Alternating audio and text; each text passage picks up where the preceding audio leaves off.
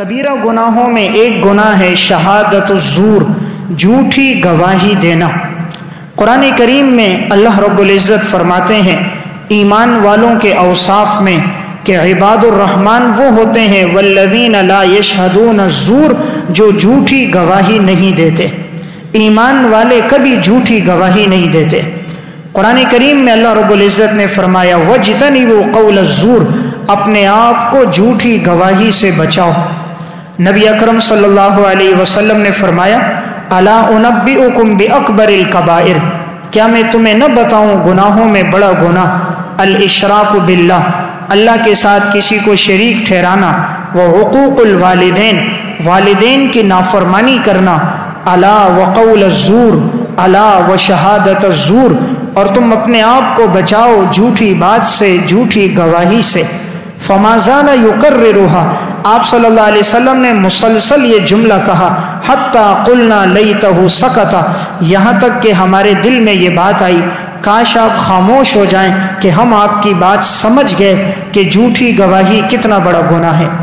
آپ نے بار بار فرمایا شہادت الزور، شہادت الزور، کہ تم اپنے آپ کو جھوٹی گواہی سے بچاؤ۔ آج کے معاشرے میں بسا اوقات انسان چند روپے کی خاطر، مال کی خاطر جھوٹی گواہی دے دیتا ہے، اور وہ یہ سمجھتا ہے کہ یہ گناہ اتنا نہیں ہے،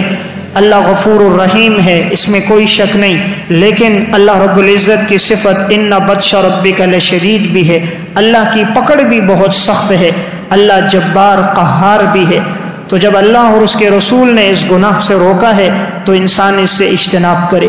نبی اکرم صلی اللہ علیہ وسلم نے تو ارشاد فرمایا من قضیت له من مال اخیہ بغیر حق، اگر میں نے کسی کے لیے فیصلہ کر دیا اس کے بھائی کے مال کا ناحق طور پر، یعنی مجھے پتہ نہ چلا اور میں نے دوسرے کے حق میں فیصلہ کر دیا، فلا یأخذہ، اسے چاہیے وہ مال نہ لے، فإنما أقطع له قطعة من نار، اس لیے کہ گویا یہ آگ کا ٹکڑا ہے جو میں اسے دے رہا ہوں، اب اس کی مرضی ہے آگ کے ٹکڑے کو لے لے یا چھوڑ دے۔ تو آپ نے اتنے سخت الفاظ میں منع فرمایا